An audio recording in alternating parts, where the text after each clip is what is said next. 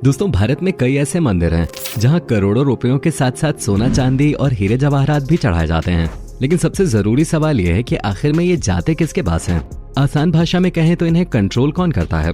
आजादी से पहले इनका कंट्रोल सरकार के पास था, लेकिन जहां सरकार होती है वहां करप्शन होना तो एक आम बात होती है। और आज हालात तो ये हो गए हैं कि कुछ मंदिरों में तो आज पूजा पाठ करने तक के लिए पैसा नहीं बचा है, जिस वजह से 15,000 से ज्यादा मंदिर तो आज बंद होने की कगार पर हैं।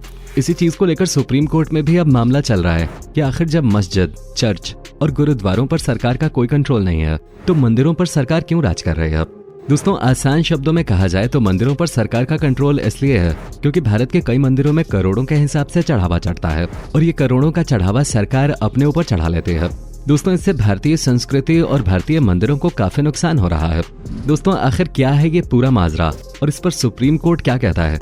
जानने के लिए बने रहिए हमारे साथ वीडियो के अंत तक।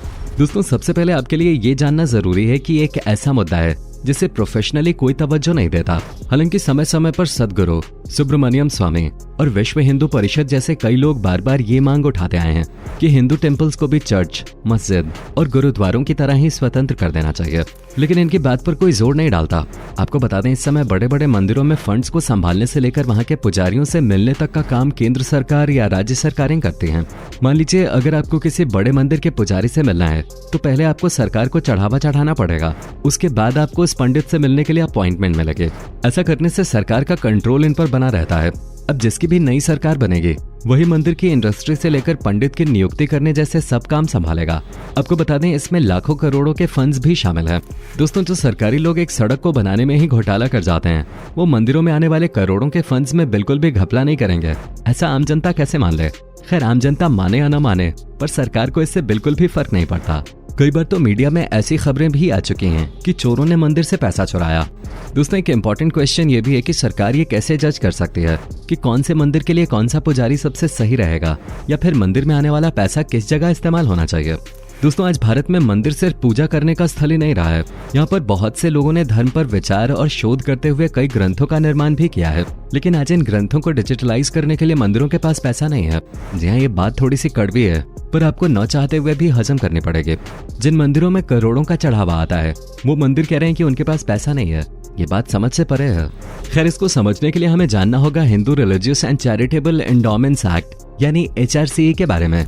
दोस्तों, ये एक्ट सरकार को राइट देता है कि वो इन मंदिरों में एडमिनिस्ट्रेटिव कंट्रोल ले सकें। एडमिनिस्ट्रेटिव कंट्रोल का मतलब है कि सरकार मंदिर के पूजा पाठ में इंटरफेयर नहीं करेगी, लेकिन उसकी सिक्योरिटी से लेकर उसके फंड्स तक का सारा कंट्रोल सरकार के पास रहेगा। साथ ही यहाँ पर सभी पुजारियों की नियुक्ति, उनकी सैलरी, सबका जिम्मा सरकार के पास होगा।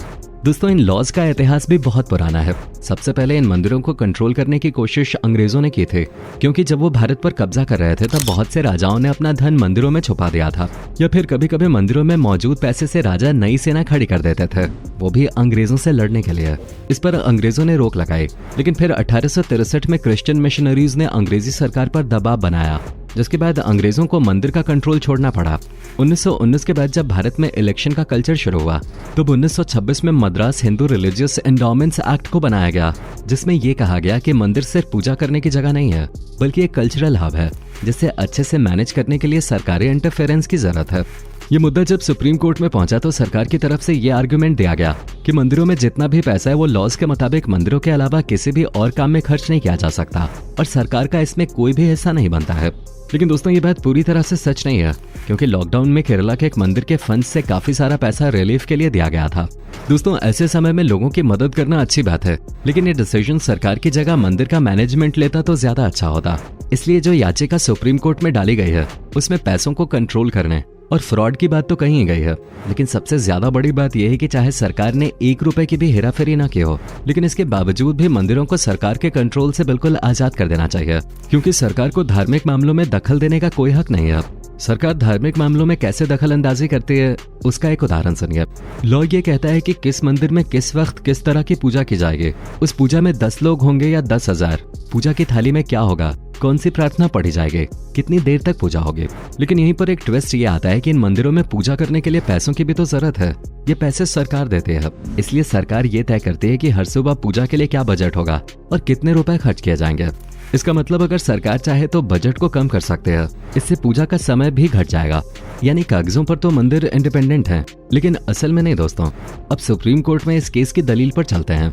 सुप्रीम कोर्ट में इस केस की सुनवाई 2 जजेस का एक बेंच कर रहा है, जिसमें भारत के चीफ जस्टिस उदय उमेश ललित और senior chief justice Shripati Ravindra Bhatt शामिल हैं। इस याचिका को दिल्ली के एक पूर्व बीजेपी प्रवक्ता अश्विनी उपाध्याय ने फाइल किया है और उनकी तरफ से इस केस को senior advocate Gopal Shankar Narayan represent कर रहे हैं। सुप्रीम कोर्ट में जो पहला आर्ग्यूमेंट पिटिशनर के लॉयर की तरफ से दिया गया है वो ये था कि सरकारों के मिसमैनेजमेंट के कारण इस वक्त 15,000 मंदिर बंद होने की कगार पर हैं। अब ये काफी बड़ा इल्जाम था, इसलिए इस पर चीफ जस्टिस ने उनसे पूछा कि क्या उनके पास कोई ऐसा डॉक्यूमेंट है जो उनके इस बात को प्रूव करे। इसके बाद आगे सुप्रीम कोर्ट ने और कई सवाल पूछे, जैसे कि उन्हें इस बात की तरफ ध्यान दिलाया कि इन मंदिरों में जो चढ़ावा आता है वो हजारों करोड़ों का है, यानी कि इनका स्केल बहुत बड़ा है। क्या इसके स्केल को देखते हुए यहाँ पर सरकार की जरूरत नहीं है, क्योंकि इतने सारे पैसों को प्राइवेट बॉडीज के भरोसे नहीं छोड़ा जा सकता। ऐसे ही कुछ सवाल और थे।